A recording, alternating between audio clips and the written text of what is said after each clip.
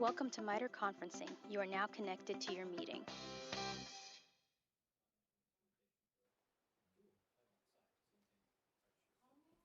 I have been asking for that for like a year and a half, and the answer I keep getting is it's like some $1 million I'm gonna pay for. Do you remember that we saw somebody's thing on Imgur where they had like their turning their basement into like a multi-monitor, like they were from Dota, and like the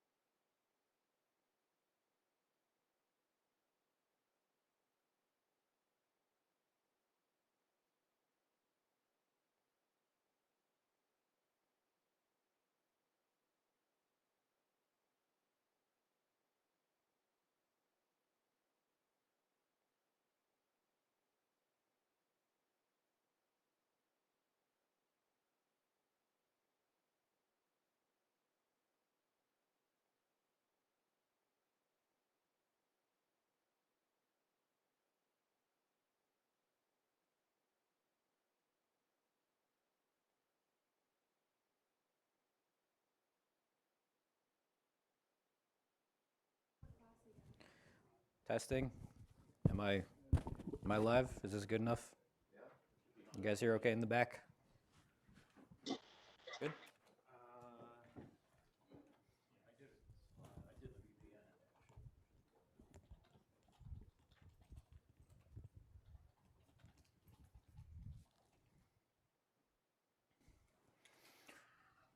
Yeah. My laptop's not on the interwebs right now because the last thing I need is Windows Update has started. Please hold.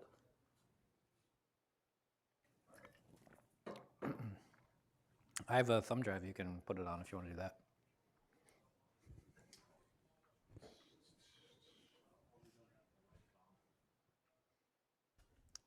Okay.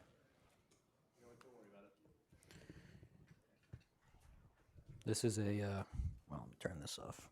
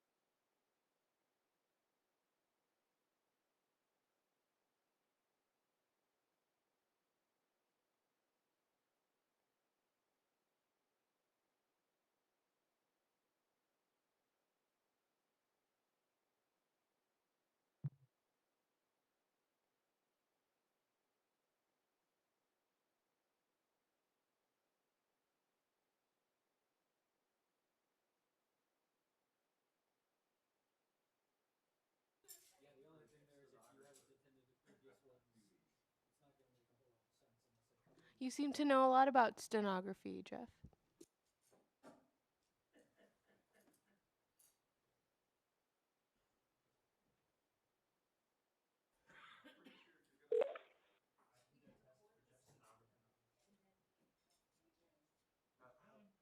See?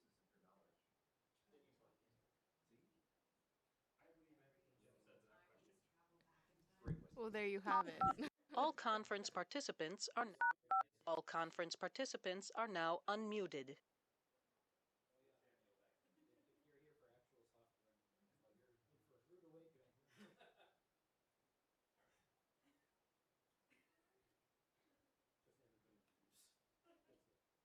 I try. Yeah.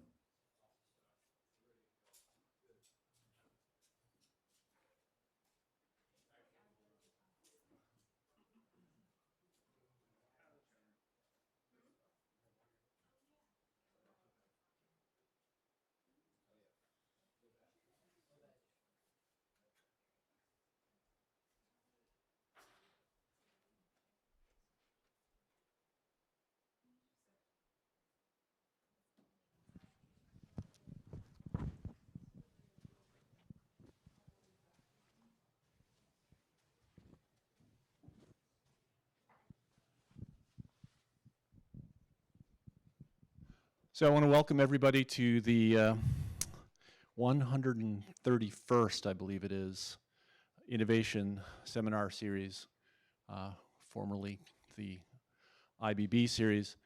And I want to welcome all of our MITRE participants, both in the physical locations in 2C130 and 5N116, as well as the MITRE folks that are online. I also know we are going out via YouTube, and I want to welcome folks from JPL, NASA's Jet Propulsion Laboratory, from the Applied Physics Lab, from MIT's Lincoln Laboratory, and from Draper. If you're able to join us and hear us, you'll be able to engage with us via chat on the YouTube channel. We are recording this event, both for the external visitors. I also want to welcome all the MITRE sponsors that might be calling into this at our invitation. We're really looking forward to this talk today. So I'd like to welcome Joe Clapis to today. Joe's in our, and I'll be brief. I promise to be brief. The notes are brief. Joe's in our software engineering tech center here, and he's a software engineering lead with MITRE, and he's been looking at essentially quantum software engineering frameworks for a while, and I think has taught a class here at MITRE on the topic. I ran into Joe in the Slack Quantum Corner Slack channel, and I very much am looking forward to hearing about what Joe's going to tell us, so please join me in welcoming Joe Clapis.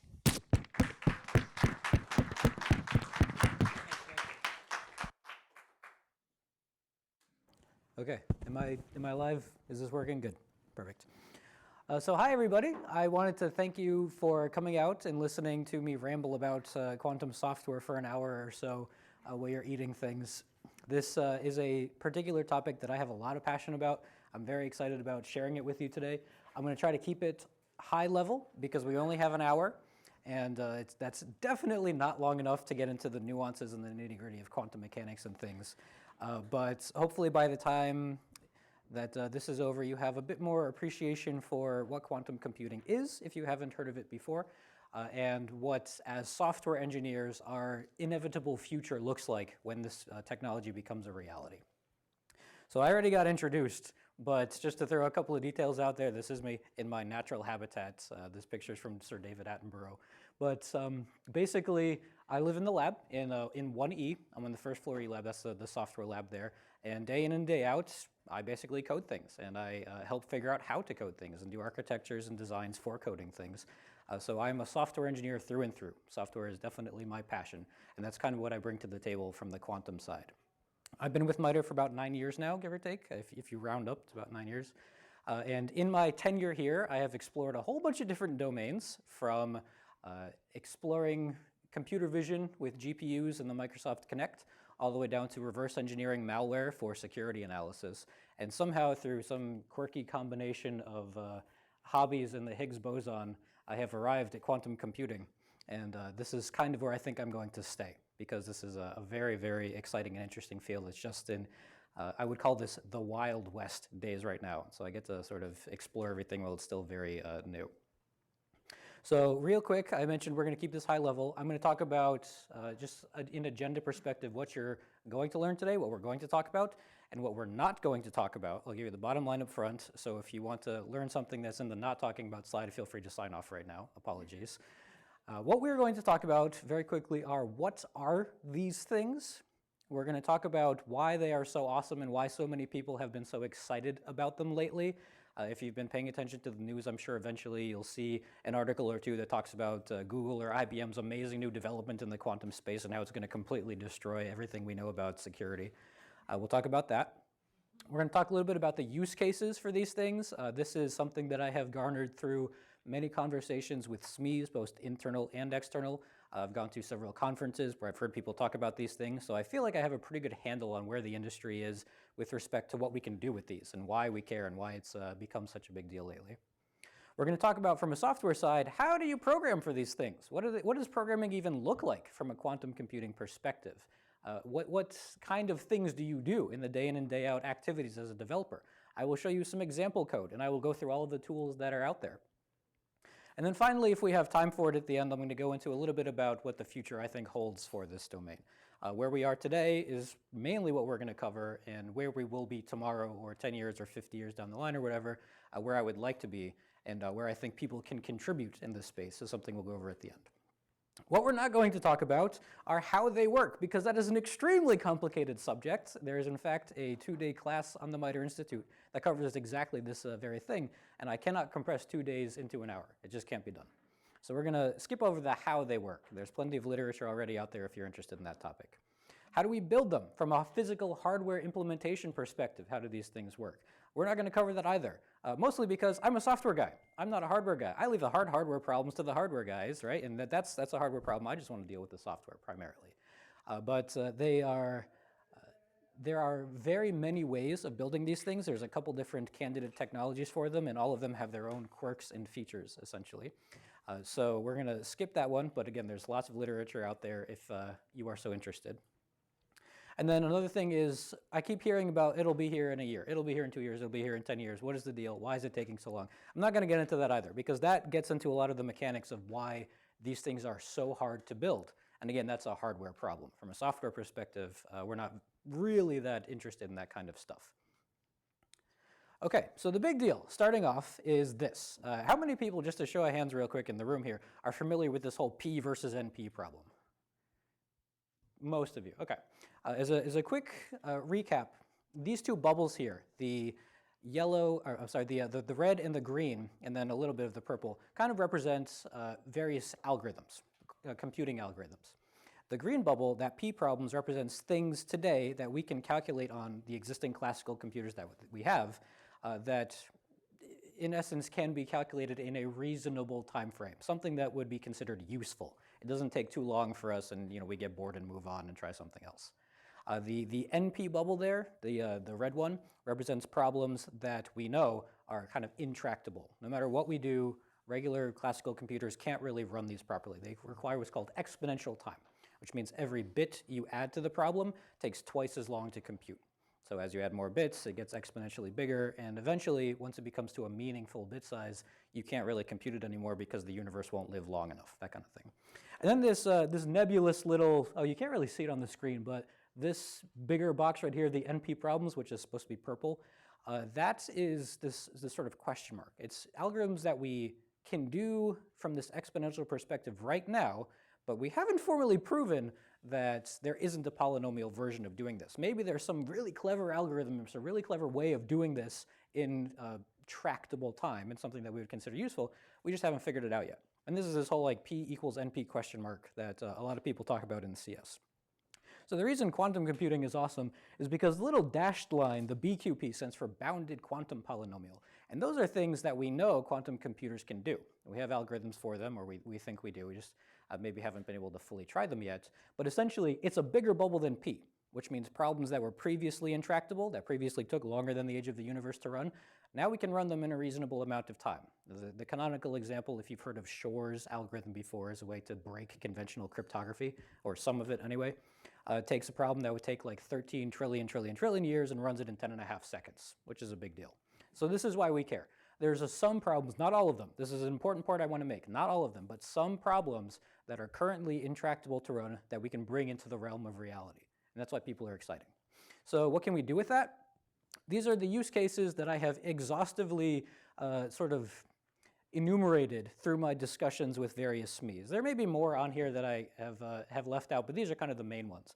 I'll talk about the first four. Security and cryptography is the big one, and this is something that's been studied for the last 20 or so years. Quantum computers have the ability to factor integers very, very quickly using some clever algorithms, very clever algorithms.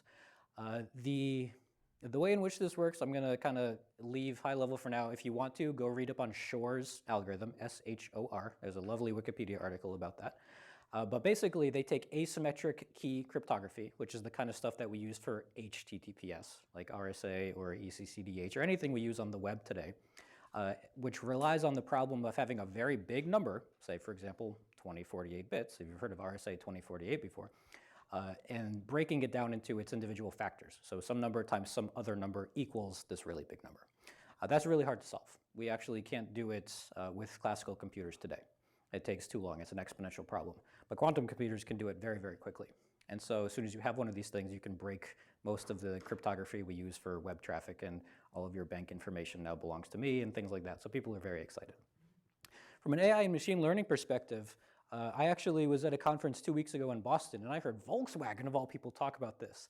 And Volkswagen is interested in the quantum side of machine learning, which they are using for training their self-driving cars. It's one of those problems. Machine learning is still a very active area of research. It's very involved, and quantum computing can make the learning process go exponentially faster. So they're thinking about using that for traffic optimization in cities and helping teach how the self-driving cars basically can navigate around the city. Materials engineering is kind of a fun one. There are some partners that I've talked to both through industry and academia and occasionally government alike that are interested in this, because materials engineering is usually a very, very hard problem to get right. We have to kind of approximate what molecules are doing at the low-level molecular energy state perspective, and it's hard to do. But with a quantum computer, you're using a quantum system to simulate another quantum system, and it works quite well. So things like room temperature superconductors, having power lines that have literally zero electrical resistance are definitely very promising, and we're hoping are one of the things that comes out of that research. Pharmaceuticals, companies like Merck and GlaxoSmithKline are using this on a similar vein to try and help find specific drugs or specific molecules that target specific sites, molecular sites, for things like Alzheimer's, where they're using this to observe how proteins kind of fold after they're being created into these minimal energy states to help drug and pharmaceutical development.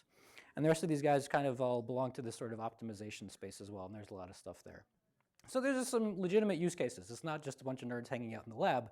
There are real companies that are investing real dollars to solve real problems in this.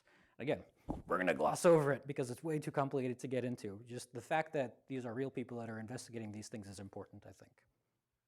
So to explain a little bit about what makes them so powerful, again, I'm going to skip over some of the high stuff.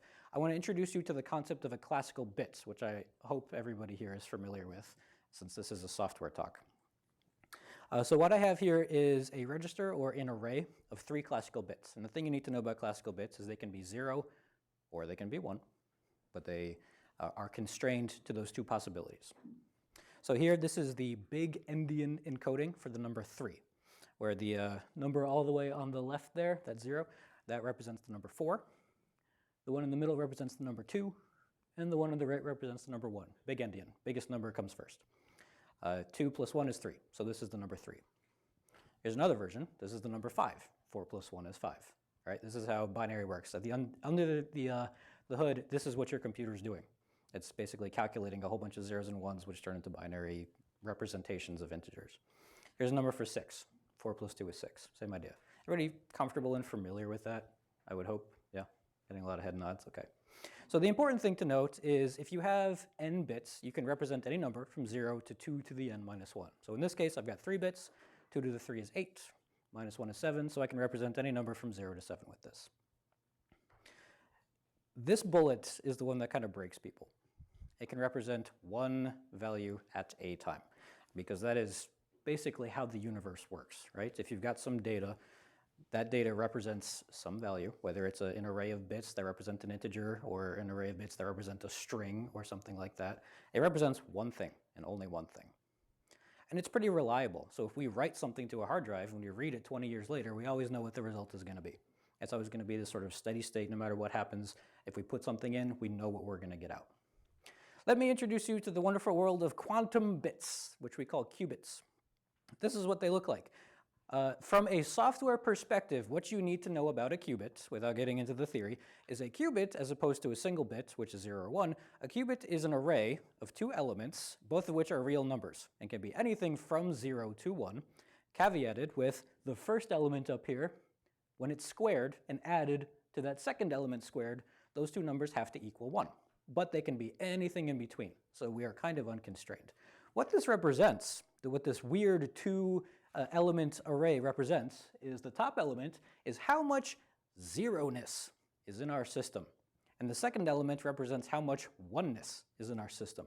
So for this example, the first qubit on the left here has 100% zeroness associated with it. So it's basically the same thing as a classical 0 bit.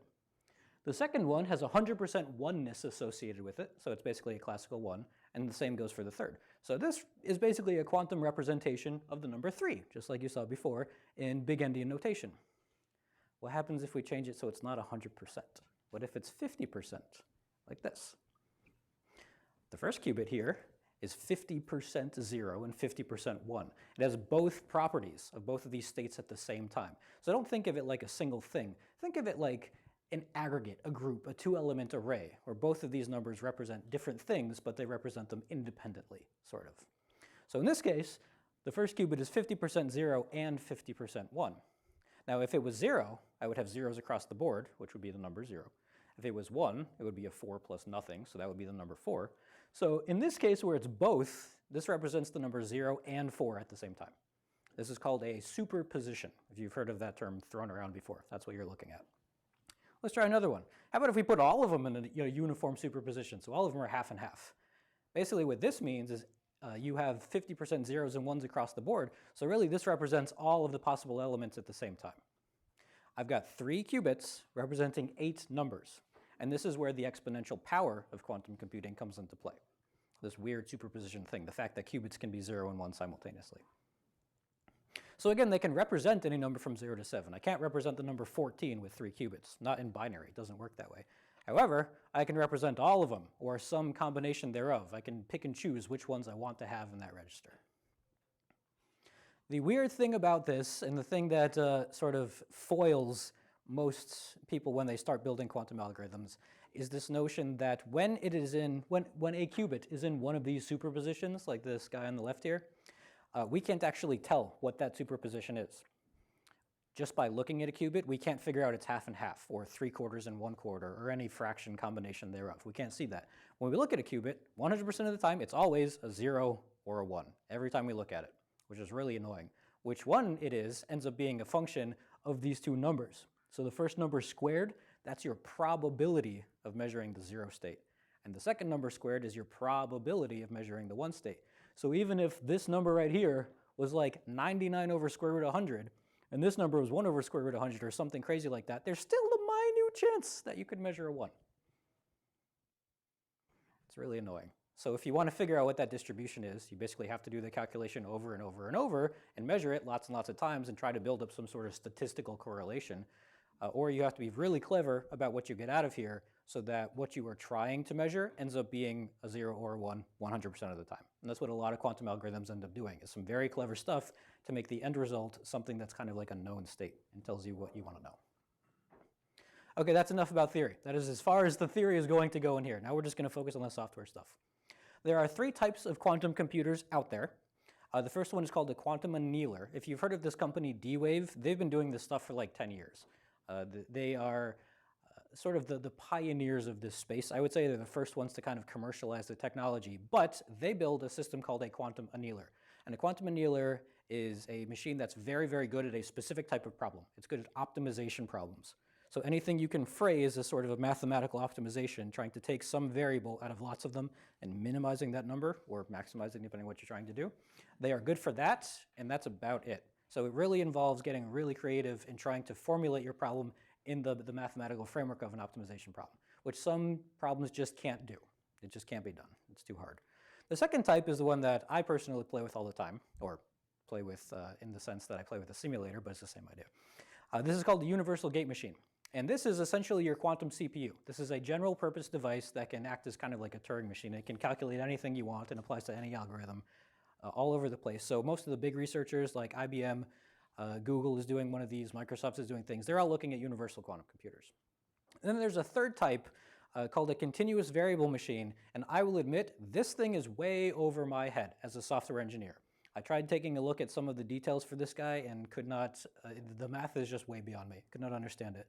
So conveniently enough, I'm just going to skip it and say this particular talk and the kind of software that I'm going to be looking at, these two things, the annealer and the continuous variable machine, I'm going to ignore, and then I'm just going to be looking at the universal gate machines for this one, the quantum CPU, right?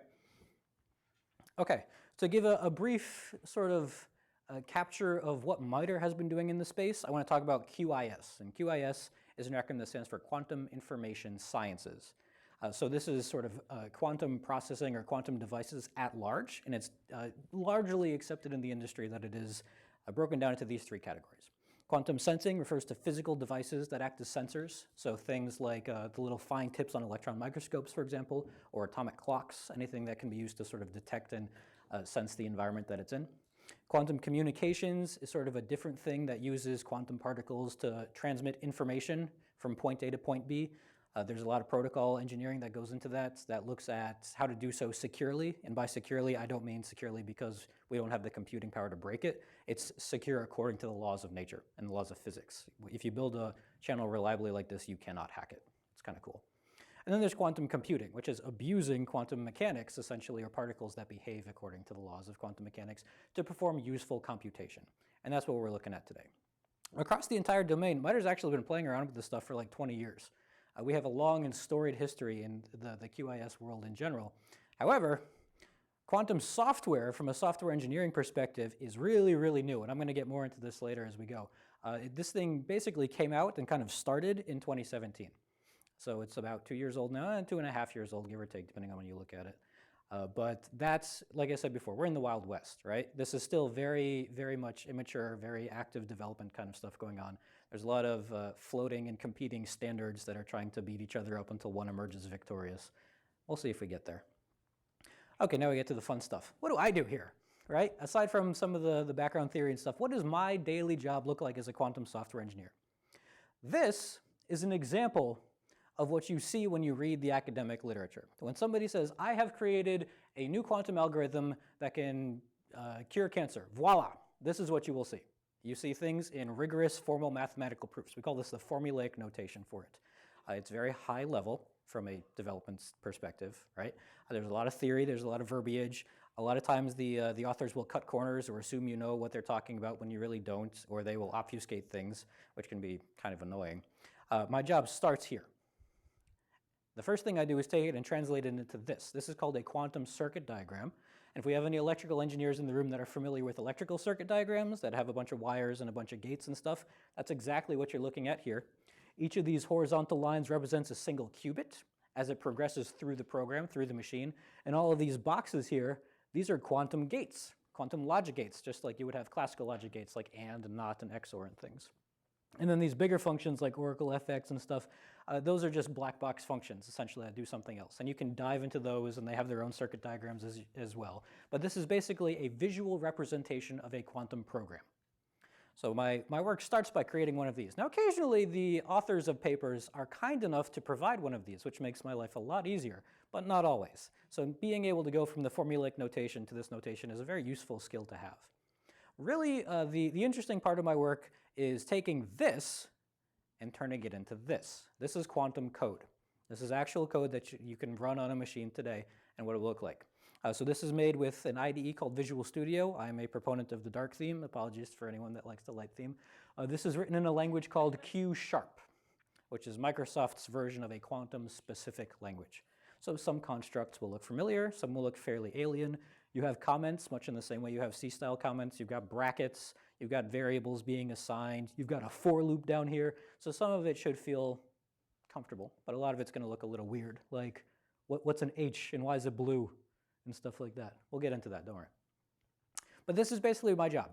It's to take these papers or these circuit diagrams and break them down into code and try to implement them in actual machine instructions.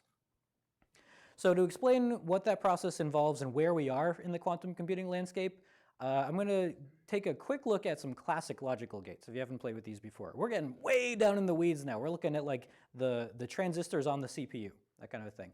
Anybody recognize this by chance? Just show of hands, who knows what this is? Ed knows. This is a full adder, but yeah. Basically what this is I've got a series of gates, XORs, ORs, ANDs, things like that. And this lets you add 2 single bits together. And optionally, you can have a carry in bit if you are in the process of adding an existing chain, and a carry out bit. And this tells you if there's an overflow, essentially. But this is how a computer adds 2 numbers, or how it adds 2 bits. Anyway, if I wanted to program this without any classical languages like Python, or C++, or C, or assembly even, if I just wanted to write this at the raw gate level, here's some pseudocode about what that would look like. Now imagine I want to add two 32-bit integers together. I'm going to have to take all this nonsense and chain it 32 times, and my program is going to be the size of a dictionary. This is ridiculous. But this is essentially how classical computers work. The conventional languages we have, thank God for all of the people who come before me who built things like C and assembly and Python and stuff like that, they have abstracted this problem.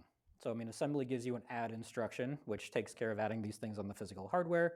Python can take advantage of that by taking two arbitrary values and adding them together, so you don't have to worry about bitness, left versus or little versus big, or whether it's 32-bit or 64-bit. You know, all that stuff's abstracted away. But this is where we are currently at the quantum computing level. Here's an example of a quantum program. Each of these little letters you see here, X and H and C naught, those are quantum gates, kind of like classical logical gates, like XOR or not or and. Those are quantum gates. I'm not going to explain what they are. You should probably take the class or look into the literature for that. But those are quantum gates. Here's another example. This one's a little bit more comfortable because it's a combination of classical and quantum code. So here we've got things like for loops. We've got nested for loops, right? We've got function calls that look comfortable in the sense that they're encapsulated with parentheses. So you know there's a function. I'm throwing some arguments into that function. I'm probably going to get something out of that function. I mean, it does look like some of them aren't returning anything, so maybe not. But I mean, this looks like code. If someone showed you this, you'd say, yep, it's code. I don't know what the language is, but it's code for sure. This is going to a machine somewhere. Okay, so this is kind of where we're at right now. We have a pretty good understanding of the kinds of quantum logic gates we want to use. We have this sort of standardized set, if you will, in the sense that in logic land or classical land we have ands, XOR, not, and then the negations of those and stuff like that, and or XOR stuff. So we have a good handle on what kind of gates we want to use. And we have a good handle on how to formulaically intermingle quantum and classical code. Because the quantum machine at the end of the day is, think of it sort of like a GPU almost. It's like a specialized separate processor. It's an extension to your classical machine, but you still need the classical machine to drive it and to tell it what to do and then get the results back. So it's, we have a good mix of how the classical and the quantum code kind of works together. And we have, yeah, the logic gates are fairly well defined. So where we are right now is we're in the process of kind of defining and creating the standards for a quantum assembly language. Now, if you've played with x86 or ARM or anything like that before, you know those standards have been around for a very long time and they're fairly well defined. Quantum, not so much. We have some competing candidates for that. There's one called OpenQASM, that's by IBM, stands for Open Quantum Assembly Language. There's another one called Quill, which came out of academia, but I think is largely maintained by a company called Rigetti these days. They focus on that one a lot. So there are some options out there, and like most assembly languages, maybe they'll end up competing with each other, and we just have these multiple assemblies that live together in perfect harmony, right? But we're not there yet. We don't have these assembly languages. We have betas, for sure, but these are very much works in progress. So here's the kind of tools you would use to get this stuff done. I've mentioned writing code, and obviously there are some things that are highlighted in blue, so you know that they're special keywords. Those have to come from a library somewhere. How does the IDE know that it's a special keyword or something? This is kind of an eye chart, but at the end of the day, this comes from something called the Quantum Open Source Foundation, which maintains this list, which is available on GitHub. You could go to it today. It's github.com/QOSF if you want to check it out. And this is a list of what we call quantum full stack libraries. There's a lot of these. And the important thing to note is that the bulk of them come in the flavor of Python.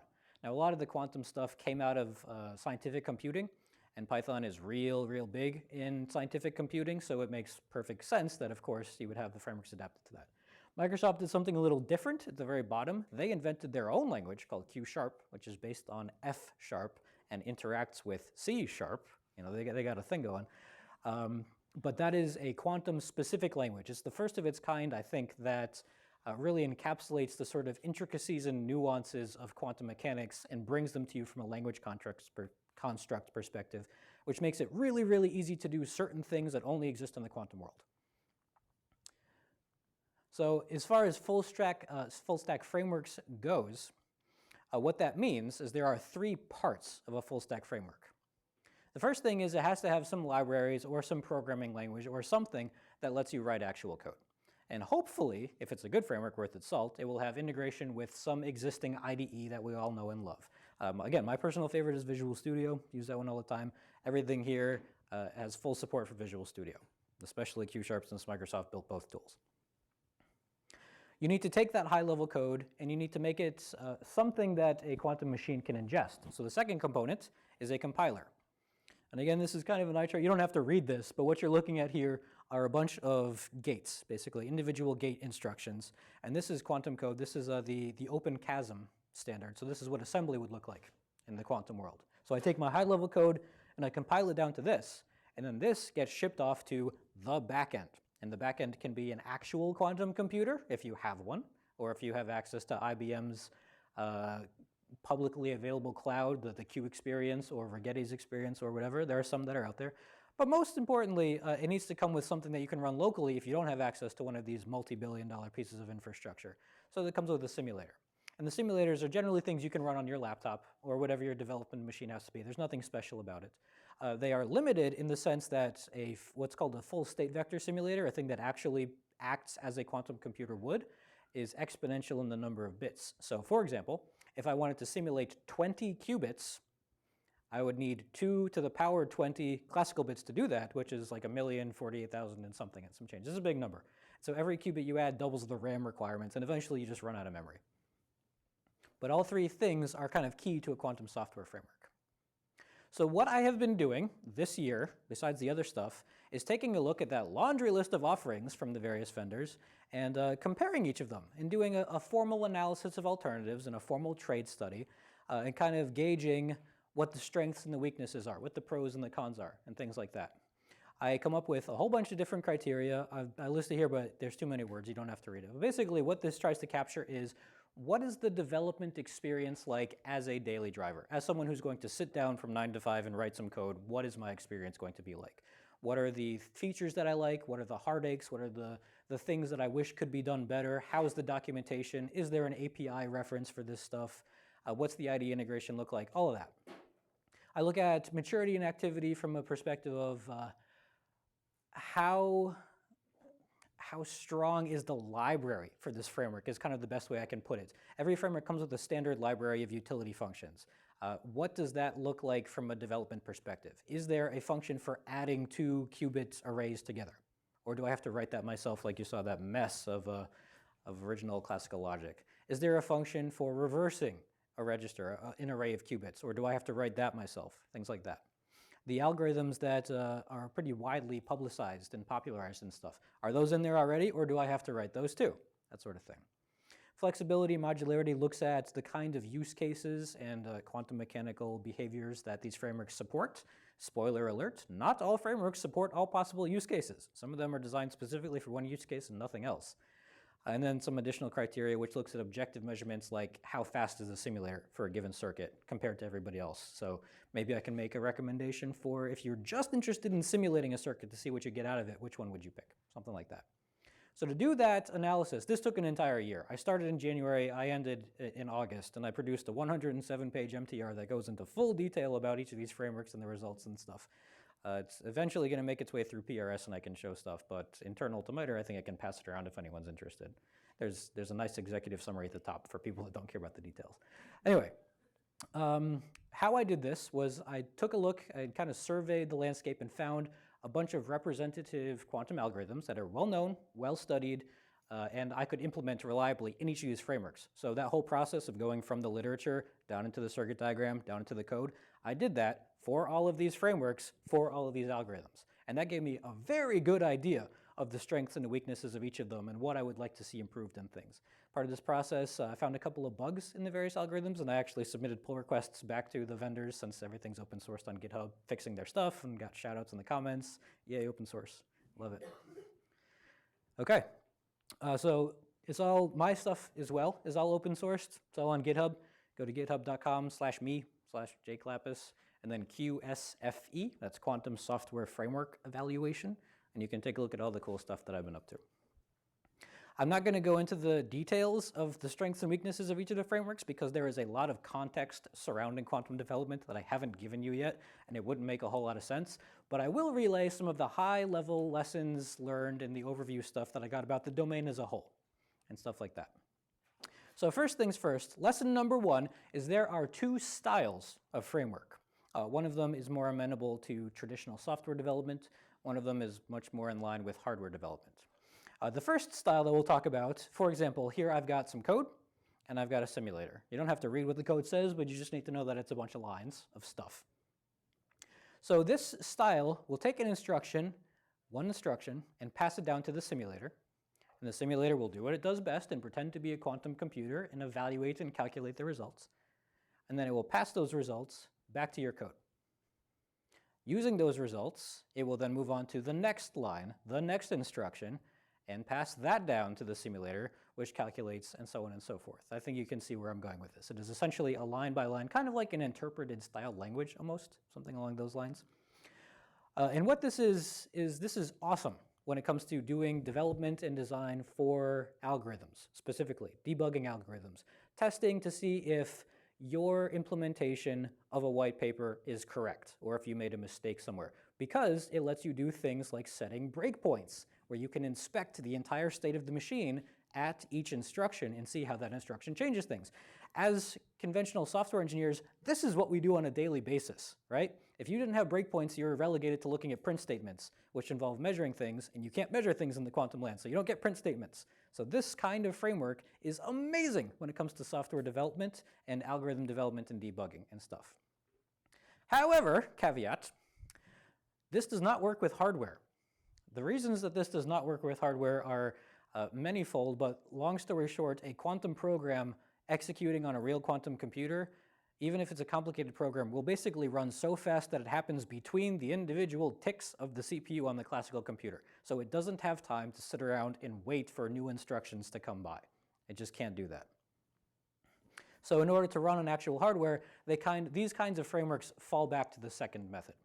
Method number 2 is it takes one line of code and sends it to the compiler, and then it takes a second line of code and sends it to the compiler, and then a third line, and then the rest of the program. Basically, it sends the entire program line by line to the compiler. The compiler will then, in the next step, produce an entire compiled assembly program, which it will provide to the simulator. And the simulator runs the whole thing at once as a black box, much as a quantum hardware machine would, and then passes the whole program's results back to the code all at once. So this is how it works in real life when you're operating with a quantum machine. And most of the frameworks kind of subscribe to this. However, you're running in a black box. So instead of being an interpreted system, this is much more like a client-server system where you send a REST request out to a server, it does some magic under the hood, and then gives you a response. That's what this feels like, which means as a black box, you have no idea what's going on under the hood. This makes things really, really hard to debug, especially when you're getting into this weird esoteric world where bits can be multiple things at the same time if you haven't played with it a lot. It's really hard. So some of the software engineers in this field, myself included, have complained to the various maintainers of these frameworks that their code is very difficult to debug, and they have some workarounds in place occasionally. The first one is this notion of a snapshotting system, where at specified points in your code as it's running, they will actually dump the entire state of the whole quantum machine into a big text file and let you read that, so you can set multiples of these snapshots. Then once the thing is done, you can look at them. So it's kind of analogous to breakpoints. The difference is instead of looking at individual variables, now you're looking at all of the qubits. So if your algorithm has 2 to the 32 qubits, you need to look at 2 to the 32 lines of code, which is like 2.5 billion lines of code. Can't be done, right? It's only really that useful for small programs.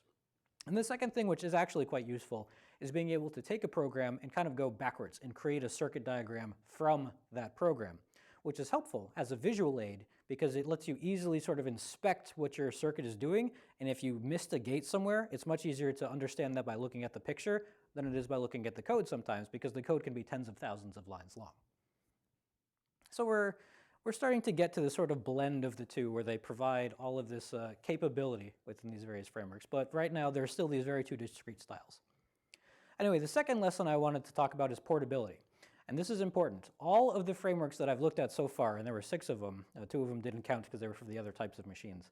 All the frameworks I've looked so far basically stem from the same theory under the hood, the same sort of canonical quantum computing theory, which means all of them kind of implement the same constructs, just maybe in different various ways. The semantics might be a little different, the syntax might be a little different.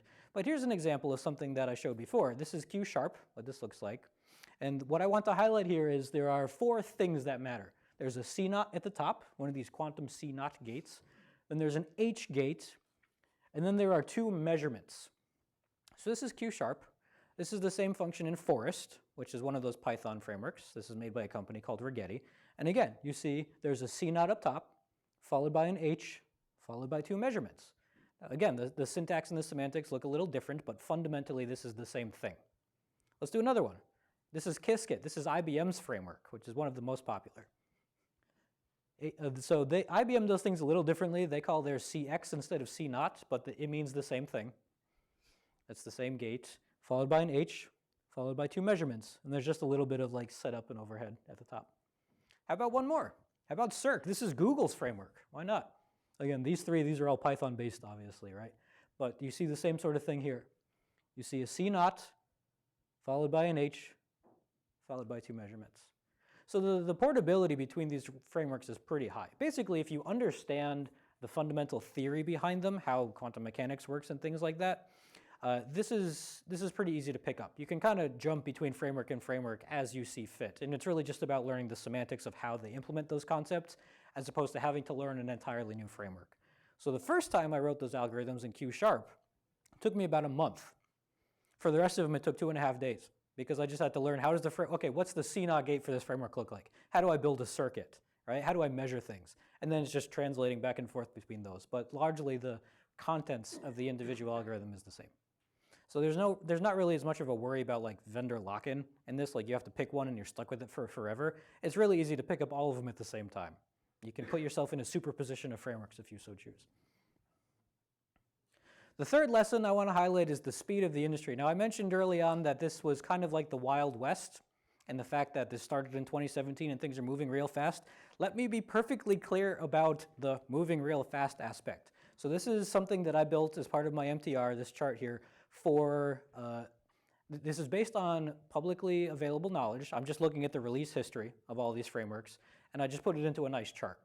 But what you can see here is the blue one, Qiskit, this is IBM. They got to start about halfway through the game relative to everybody else. And the interesting thing is they are releasing frameworks releasing updates at a crazy rate. Sometimes you'll have multiple updates per week for this stuff. Some of them are bug fixes, they're simple enough. Some of them are feature updates, some of them are major feature updates that redo the entire code base and break your existing code. They have breaking changes to the API, but they're going crazy fast. Usually they have the average time I think was like once every 2 weeks they have an update. Some of the other ones, so the orange one, this is Microsoft. They're doing a bit more of a conventional release schedule. Usually they have something about once per month, and they take multiple bug fixes and multiple features and roll them up into these larger updates so that it's less of an opportunity for you to break your code by updating things. Some of them are fairly slow. So the gray one is Google's, and it started much later than everybody else, or at least according to GitHub's release stuff. And they only release something, what is it, every 80, so basically every 3 months they publish an update. Now I know the repository is actively maintained. There's lots of commits going on every day on there, but they don't release things as formal versions nearly as fast. This green one here, Project Q, this isn't really a company. This is actually part of an independent research thing from a research firm in Zurich that these guys started building, and they had a head start on the game. They started going fairly quickly, and then they kind of died out in February, and to my knowledge, they haven't made any commits since. I believe the team that does that has been absorbed by Microsoft. And the only reason I say that is because after looking at the commit history of everything, most of the developers on this team are now regularly submitting patches to QDK. Again, yay, open source, I get to see all that stuff, right? It's cool. Okay, so it's going fast. This is the kind of thing where if you're out of the game for a month and a half, if you stop paying attention, you're gonna have no idea what frameworks have what new features, what got released, anything like that. You really got to pay close attention to this. So we got a little time left, and I'll talk about where I think the future is going, and then we'll get into the where can I learn more stuff. So from the future perspective, the first thing that I think is going to be a big deal is finalizing those standards. So I mentioned we have some candidate assembly languages that are out there now, and we're actually developing against them and stuff. I think they're going to be more formalized. I think that there are going to be, there's maybe even be a third assembly that sort of addresses the shortcomings from the first two. We'll see as we get there. But I think that's a big part of where this is going. And then I think the software and the hardware guys are going to kind of marry together at some point to standardize the control systems for how the hardware works. Because as far as I know right now, A lot of the hardware control is sort of ad hoc. It's made by the hardware engineers, and the software guys have to develop against that and conform to whatever standards they produce. So having like a universal standard for that would be pretty useful, obviously, to help with cross-platform development. I think the tools are going to improve. The simulators, some of them are better than others, for sure, but for the most part, for large, complicated processes, they're still pretty slow. Most of them are single-threaded. There aren't that many that actually use multi-core support, which means if you want to calculate something complicated like factoring the number 21 with Shor's algorithm, for the multi-threaded stuff, it can take 30 seconds. For the complicated stuff, it can take several days to do. I speak from experience in this. I think we're going to see some tricks with the simulators. So people have talked about doing quantum emulators instead, which cheat, and they don't actually evaluate the whole system as a quantum computer would, but they kind of know what you're trying to do and will calculate the value classically and then shove that into a qubit register. So they sort of go around the entire process. The end result is the same, but the actual physical processes are different. Better debuggers is something that I particularly am very passionate about because, again, I'm a software developer through and through. I do debugging on a daily basis, and it's very, very important to me that my debugging experience is efficient and productive and useful and as painless as possible. And right now it ain't, and we're going to work on that. So that's one of the things I'm trying to engage with industry and to make that a better experience for all of us software developers. One of the things that assembly gives us is the notion of an integer, like a 32-bit int or a 64-bit long or a 16-bit short. That doesn't exist in the quantum world. There are no data structures. You have qubits and you have arrays of qubits, and they can be arbitrary sizes. There's no formal data structures. And as we move forward towards a quantum assembly, I think this stuff is going to get fleshed out, and we're going to start seeing some actual formalized data structures there. And at the end of the day, these features, or these frameworks all have their quirks and features, but I think that they're largely going to converge towards this sort of standard set of offered capabilities and supported use cases as we move forward. Right now, they're very different. You can do a lot of things with some framework, you can do a lot of things with some other framework, and maybe the Venn diagram isn't overly overlapped, but eventually it will be. Especially since this is all open source, and these guys can look at what each other are doing and stuff, I guarantee you're going to see convergence at some point. And which framework you pick is really just a flavor choice. It's just preference, chocolate versus vanilla, but they do the same thing. So we're almost at the end, and if you are interested in learning more about the topic and you want to get more into the details and all the stuff that I glossed over, I've got a couple of options that I can suggest for you here. Some are in-house and some are not. The first thing is shameless plug. I made an institute class. It's 2 days long, and we've taught it twice already. It's gotten really, really positive feedback, and it basically explains this whole thing from a software engineering perspective. Someone who is familiar with classical tools, someone who does software development on a daily basis, you are right at home in this course. And I teach you all the weird quirks and features of quantum mechanics like superposition and entanglement and interference, how they work and how we actually leverage them to do cool things.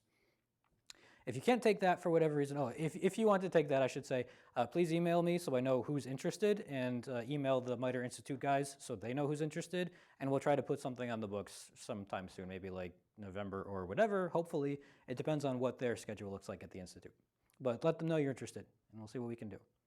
If you're not available to take that class, then I've got a couple of outside resources for you. The first one is this course taught by Brilliant.org, which is this Khan Academy style, learn at your own pace series of lessons and tutorials and stuff. This is a paid class. It is not free, so you got to subscribe to a membership. If you are a YouTube aficionado, most of the channels out there, the popular ones, have some partnership with Brilliant, and so you can get a discount, which is fun. This class, they basically teach quantum as a series of tiny, tiny little lectures and then quizzes to assess whether or not you learn the right stuff from those lectures. And it's pretty helpful. It's pretty useful. These guys actually partnered with Microsoft, so the whole thing is written in Q#. So it helps you learn the language as you're learning the theory. Speaking of Microsoft, Microsoft has actually released this on GitHub, and you can go to this today.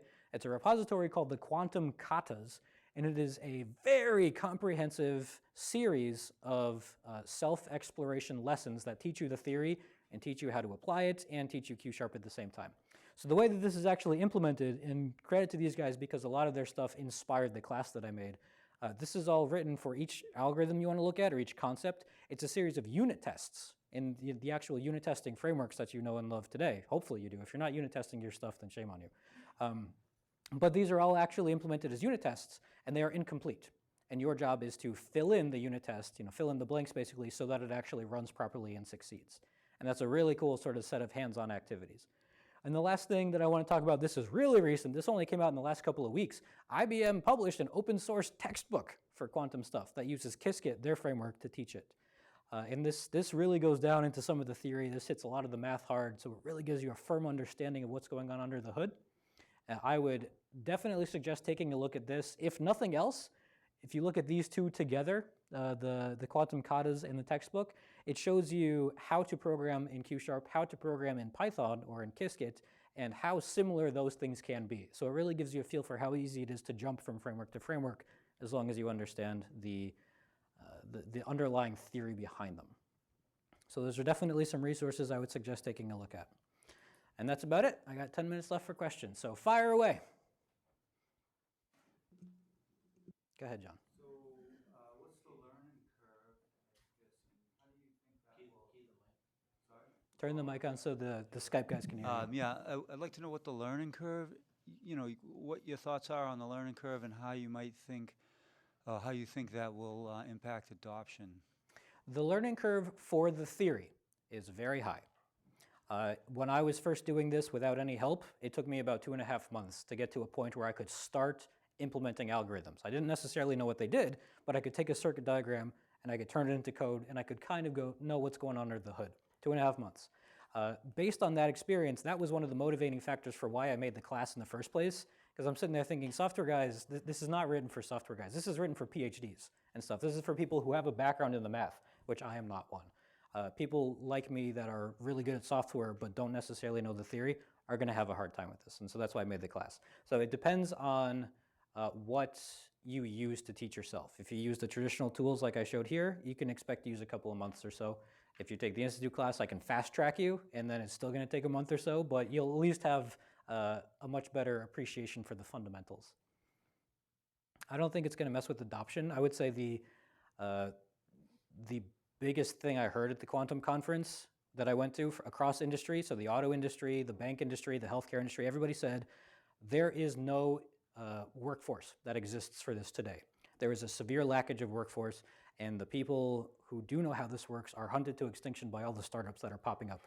We had a professor from MIT, Dr. Seth Lloyd, who came over, and basically, I'm paraphrasing, but he said, startups, knock it off. You're stealing all my talent, so I don't have any postdocs to help me research this stuff. Give me a break, right? Okay.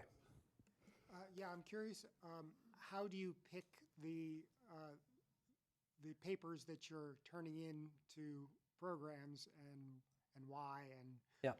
Who's paying for it? And so who's do? paying for it? Right now it's internal research funding.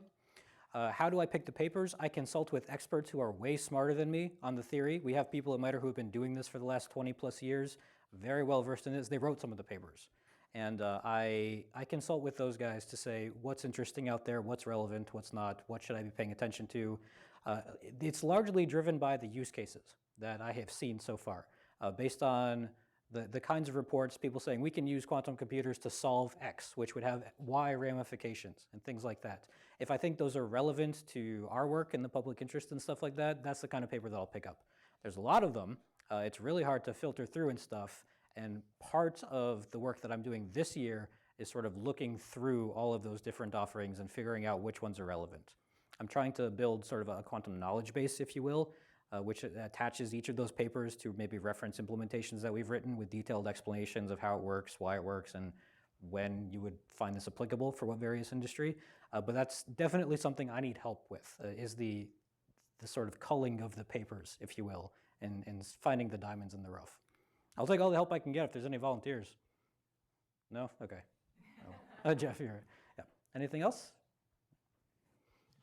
So you mentioned you were interested in debuggers. When I use a debugger and set a breakpoint, I usually go look and see what the value of a variable is. But it seems like if I'm looking to see what the value of a variable is, I'm doing a measurement and... Aha! So you can do that on a simulator because a simulator represents everything classically in RAM. You cannot do that on a real computer. So what I advise, the workflow that I advise is write your algorithm in something that a simulator or an emulator can handle, run it, validate the input and the output, and then run it with a much bigger input size on a real computer. We have two related questions online, so Okay. I'll just read them out, and you can take them in whatever order. The first one's about whether you think quantum software will move faster than the hardware and the consequences of that. The related question is your thoughts on the state of quantum hardware versus simulation software. So the first question, is software going to move faster than hardware? And what does that mean? Yeah, I would submit it already is.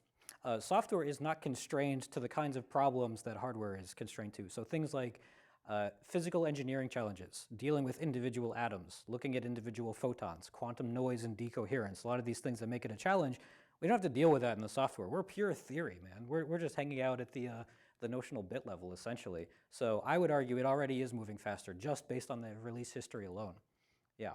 What does that mean? At some point, the software is going to get to a mature enough perspective that we're going to have to start working with the hardware guys to develop these standards. Like I mentioned, the control standards. How do we actually drive these things? What do the control signals look like? We're going to have to work with these guys to standardize what that looks like so that the moment one of these machines is ready to run, we can run our stuff on it. I think we're going to be way ahead in that case, yeah. And what was the second question? It's really the state of quantum hardware versus simulation software. I don't think I'm very well equipped to answer that. That is a question for some of the hardware aficionados here, of which I am not one. I try to stay in the software domain.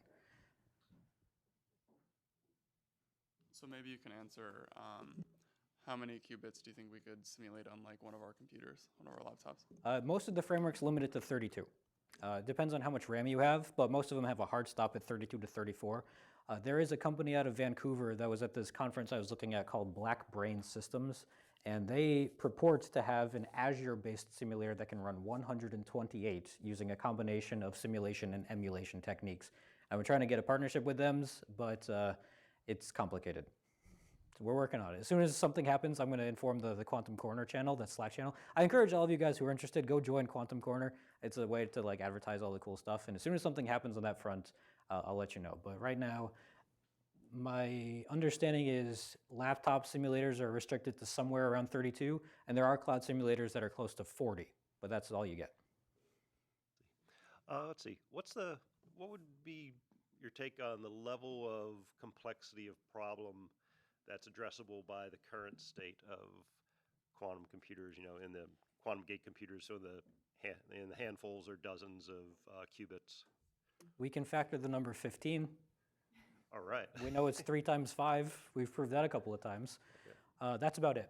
A lot of the existing hardware is largely still in the proof of concept kind of stage. We can't do anything that we couldn't already do classically. So the term that gets thrown around a lot, there's 2 names for it. One of them is quantum supremacy, but it's not as popular these days. Quantum advantage is more prevalent, and that's the state when a quantum computer can reliably do something faster than a classical computer can, and something meaningful, something that actually has use instead of a super contrived problem by academics or whatever.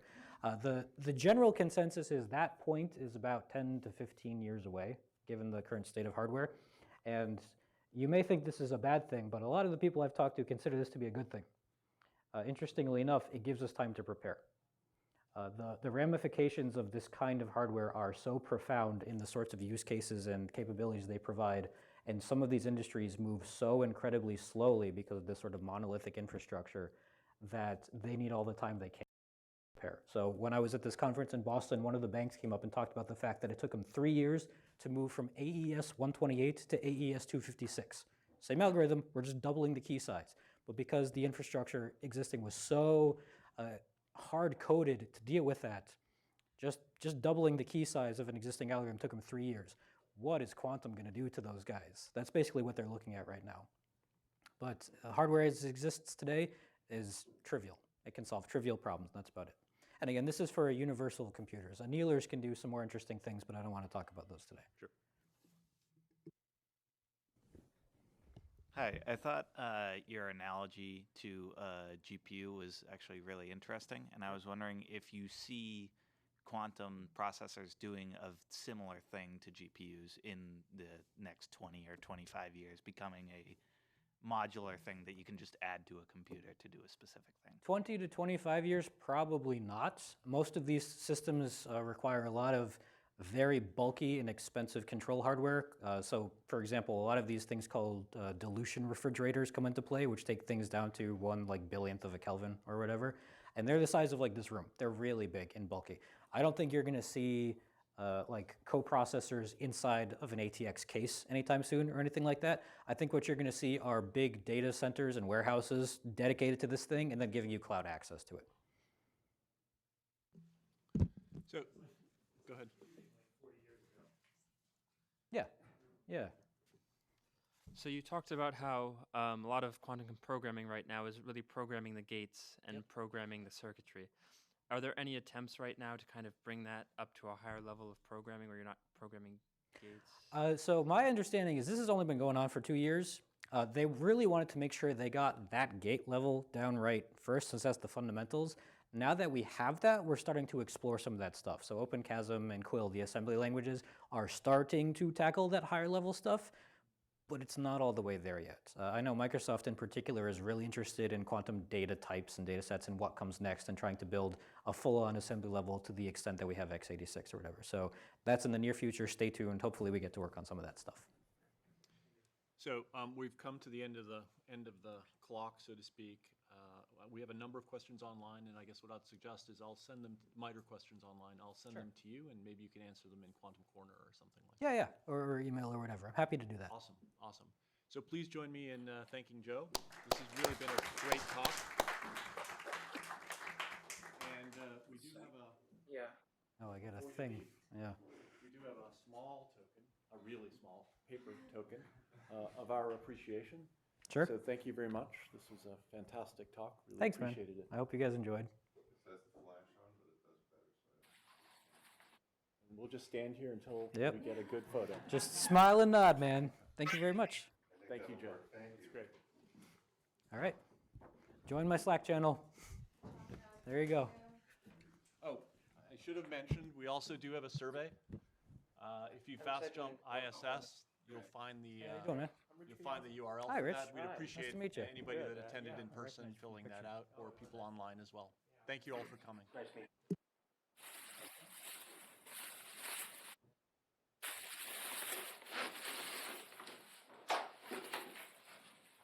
What was your question? It's regarding No, Google's. come here so I could hear.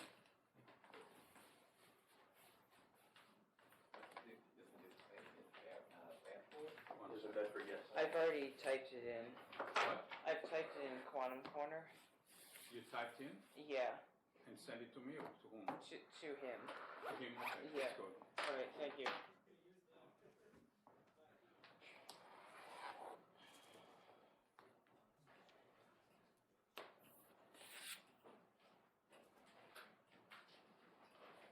Hey, hi. Take a nap. Have a good day.